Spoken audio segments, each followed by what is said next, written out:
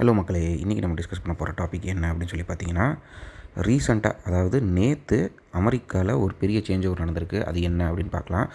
Trump India மேலே போட்ட tariffs எல்லாம் செல்லாது அப்படின்னு சொல்லிட்டு அமெரிக்காவில் இருக்கிற ஹைகோர்ட் வந்து தீர்ப்பு வழங்கியிருக்கு. எதனால் ஹைகோர்ட் வந்து இந்த மாதிரி ஒரு தீர்ப்பு வந்து ட்ரம்ப் வந்து பிரசிடெண்ட்டு, அவர் சொன்ன வார்த்தையே தப்பு அப்படின்னு சொல்லிட்டு அமெரிக்காவோட ஹைகோர்ட்டை ஏன் அந்த மாதிரி சொல்லுது அப்படின்னு சொல்லிட்டு பார்த்தோம்னா, அதில் சில காரணங்கள் எல்லாம் இருக்குது. அதை வந்து நம்ம டிஸ்கஸ் பண்ணுவோம்.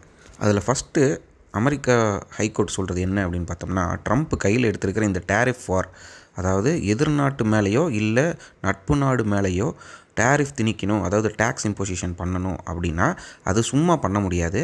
சில காரணங்களெல்லாம் பண்ண முடியும். அது எப்போ அப்படின்னு பார்த்திங்கன்னா, IEEPA அப்படின்னு சொல்லிட்டு ஒரு பேக்ட் இருக்குது. அந்த IEEPA அப்படின்னா international emergency economic powers act அப்படின்னு சொல்லிட்டு அமெரிக்காவில் ஒரு சட்டம் இருக்குது. நம்ம நாட்டில் வந்து சட்டமெல்லாம் இருக்குல்ல, மீசா சட்டம் அந்த மாதிரிலாம் இருக்குல்ல, அந்த மாதிரி அங்கேயும் வந்து நிறைய சட்டங்கள் இருக்குது. அதில் ஒன்று தான் வந்து இந்த IEEPA அப்படிங்கிற இந்த ஒரு சட்டம். இதையை வச்சு தான் ட்ரம்ப் வந்து அடுத்த நாள் மேலே டேக்ஸ் போடுறாரு. இந்த சட்டம் என்ன அப்படின்னா, எமர்ஜென்சி காலகட்டங்களில் நம்ம இதை வந்து பயன்படுத்தலாம் அப்படின்னு சொல்லிட்டு 1977 அவங்க நாட்டில் லாவை ரிஃபார்ம் பண்ணியிருக்காங்க. அப்போ ஆட் பண்ணப்பட்ட பாயிண்ட் இது. இதை வச்சுக்கிட்டு நம்மால் இஷ்டத்துக்கு பூந்து விளையாண்டுருக்காரு. ஸோ கோர்ட் என்ன சொல்லுதுன்னா, இப்போ போர்க்கால அடிப்படையிலையோ இல்லை அவசர கால பிரகடனம் பண்ணுற அளவுக்கோ இங்கே ஒன்றும் நடந்துடல. அதனால இந்தியா மேலே நீங்கள் போட்டிருக்கிற இந்த 50% டேரிஃப், அதாவது சாங்ஷன்ஸ் வந்து செல்லுபடி ஆகாது, உடனே அதை மாற்றுங்க அப்படின்னு சொல்லிட்டு அமெரிக்காவோட ஹைகோர்ட் சொல்லியிருக்குது. ஸோ ட்ரம்ப் இதுக்கு என்ன சொல்கிறாரு அப்படின்னா, ஜட்ஜு சொன்ன இந்த ஒரு தீர்ப்பு வந்து மதிக்கத்தக்கதே கிடையாது. ஏன்னா இந்த ஜட்ஜு வந்து ஒபாமா காலத்தில் லாயராக இருந்து ஜட்ஜாக ப்ரமோட் ஆன ஒரு ஆள். இவர் சொல்கிறதெல்லாம் நான் எடுத்துக்கணும்னு எனக்கு அவசியம் இல்லை. நான் பிரசிடெண்ட்டு, இந்த நாட்டுக்கு என்ன நல்லது செய்யணுமோ நான் அதை நிர்ணயம் பண்ணிக்கிறேன், கோர்ட் இதில் தலையிட வேண்டாம் அப்படின்னு சொல்லிட்டு இவர் ஒரு ஸ்டேட்மெண்ட் விடுறாரு. இப்போ அங்கே இருக்கிற அத்தாரிட்டிஸ்க்கு என்ன பிரச்சனை அப்படின்னா, யார் சொல்கிறத கேட்குறது, ஹைகோர்ட் சொல்கிறத கேட்குறதா இல்லை பிரசிடெண்ட் சொல்கிறது கேட்குறதா? இப்போது கப்பலில் கண்டெய்னர் இருக்குது, எடுன்னு சொல்லிட்டு ஹைகோர்ட் சொல்லுது, அங்கேயே நிறுத்து அப்படின்னு சொல்லிட்டு பிரசிடெண்ட் சொல்கிறாரு. யார் சொல்கிறத கேட்குறது? போர்ட் அத்தாரிட்டிஸ்க்கெல்லாம் ஒரே கன்ஃபியூஷன். ஆனால் ட்ரம்ப் வந்து இந்த மாதிரி தான் நம்மளை வந்து ஹிட் பண்ணணும்னு இல்லை, அவர் வேறு 2-3 ஸ்ட்ராட்டஜிஸ் எல்லாம் ஃபாலோ பண்ணுறாங்க.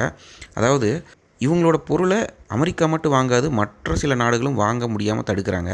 அது எங்கெல்லாம் அப்படின்னு பார்த்தீங்கன்னா, ரீசெண்டாக 2-3 நாள் செய்தியில் பார்த்தீங்கன்னா, இந்தோனேஷியாவில் வந்து நம்மளுடைய நிலக்கடலை, அதாவது 500 டன் நிலக்கடலை நம்ம சவுத் இந்தியாவிலேருந்து போயிருக்கு, அதை அப்படியே வந்து நிறுத்தி வச்சுருக்கிறாங்க. அதே மாதிரி நம்மளுடைய நட்பு நாடு வியட்நாமுக்கு அமெரிக்காவுக்கும் போர் நடந்திருக்கு. அவனுங்களே நம்மளுடைய நிலக்கடலை வாங்க மாட்டேன் அப்படின்னு சொல்லிட்டு ரீசன் சொல்கிறது பார்த்திங்கன்னா, அதில் கெமிக்கல் காம்பவுண்ட் வந்து ரொம்ப வித்தியாசமாக இருக்குது எப்பவும் வர்றதை விட அப்படின்னு சொல்லிட்டு சின்னதாக மொக்க ரீசன்ஸாக சொல்லிட்டு தெரிகிறானுங்க. அதே மாதிரி அமெரிக்காவில் நம்ம நாட்டிலேருந்து போன மீன் கண்டெய்னர் வந்து அப்படியே வந்து கடல்லே நிற்கிது. அது ஸ்பெசிஃபிக்கான டைமுக்குள்ளே நம்ம எடுத்து அவங்க யூஸ் பண்ணலைன்னா அந்த கண்டெய்னர் ஃபுல்லாக அப்படியே வேஸ்ட்டாக போயிடும். அதில் என்ன இருக்குன்னா, இறால் மீன் இருக்குது, ஷ்ரிம்ப் அப்படின்னு சொல்லுவாங்க. அது அப்படியே வந்து 600 கோடிக்கான இறால் மீன் இங்கேருந்து போயிருக்கு, அப்படியே நிற்கிது. இதெல்லாம் அமெரிக்கா ஒரு பக்கம் பண்ணாலும் ஐடி சர்வீசஸ் எல்லாம் இன்னும் பாதிக்காமல் அப்படியே வச்சுருக்கிறானுங்க. ஏன்னா நிறைய ஐடி கம்பெனிஸ் எல்லாம் அதை நம்பி தான் இருக்குது. அதுவும் இல்லாமல் அங்கே இருக்கிற சாஃப்ட்வேர்ஸ் எல்லாம் மேக்ஸிமம் நம்ம இந்தியாவை நம்பி தான் இருக்குது. ஏன்னா ஒரு கிட்டத்தட்ட 30-40 வருஷமாக நம்ம வந்து நச்சுன்னு நங்கூரம் போட்டு அழகாக அங்கே கண்ட்ரோல் பண்ணி வச்சுருக்கிறோம். வேறு நாடு உள்ளே வந்தாலும் அதெல்லாம் மாற்றுறதுக்குன்னு பல வருஷங்கள் ஆகும். அதெல்லாம் உங்களுக்கு நல்லா தெரியும். அதனால் அது பெருசாக கை வைக்காமல் வச்சுருக்காங்க. அதே மாதிரி இந்த ட்ரம்ப் நம்ம டேரிஃப் வச்சு நம்மளை கண்ட்ரோல் பண்ண ட்ரை பண்ணுறாரு அப்படிங்கிறதுக்காக இந்தியா எடுத்த இன்னொரு மூவ் வந்து என்னென்னா, சைனா கூட சேர்ந்தது. என்னைய பர்சனலாக கேட்டிங்கன்னா, இதை விட ஒரு மொக்க மூவ் உலகத்தில் கிடையவே கிடையாது. சரி, இதையெல்லாம் உங்களுக்கு புரிகிற மாதிரி நான் இன்னும் கொஞ்சம் ஈஸியாக சொல்கிறேன்.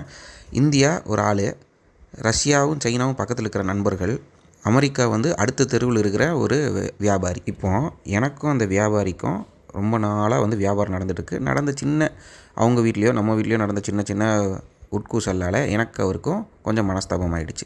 அதாவது இந்தியாவுக்கும் அமெரிக்காவுக்கும். இந்த நேரத்தில் என் நண்பன் சொல்கிறான், ரஷ்யா சொல்கிறான், அவன்கிட்ட போகாதரா, அவன் தான் உனக்கு வந்து அடிக்கிறான்ல, அவன்கிட்ட போகாதரான்றான்.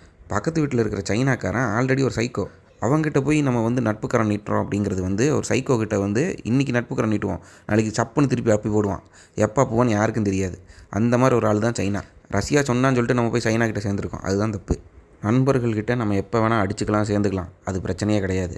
வியாபாரிகிட்ட பகைச்சிக்கிட்டோம்னா நமக்கு வியாபாரம் வராமல் போயிடும். நாளைக்கு அந்த நண்பனே வந்து என்கிட்ட கொஞ்சம் காசு கொடுறா, எனக்கு கஷ்டம்னு சொன்னால் நமக்கு வியாபாரம் நடக்காமல் நம்ம எப்படி அந்த நண்பனுக்கு காசு கொடுக்க முடியும்? இல்லை உதவி தான் செய்ய முடியும். நம்மளே இங்கே திண்டாடிட்டு இருப்போம், அப்புறம் எப்படி நண்பனுக்கு உதவ முடியாது இல்லையா? இந்த மாதிரி மூவ்ஸ் எல்லாம் ஏன் வந்து இந்தியா சில டைம் செய்யுதுங்கிறதே வந்து ரொம்ப வேடிக்கையாக இருக்குது. ஸோ நீங்கள் சொல்லுங்கள் மக்களே, இந்தியா எடுத்த இந்த மூவ் சரியா இல்லை ட்ரம்ப் செஞ்சது சரியா? உங்களுடைய கருத்துக்களை கமெண்ட்ஸாக போடுங்க மக்களே. ரொம்ப நன்றி.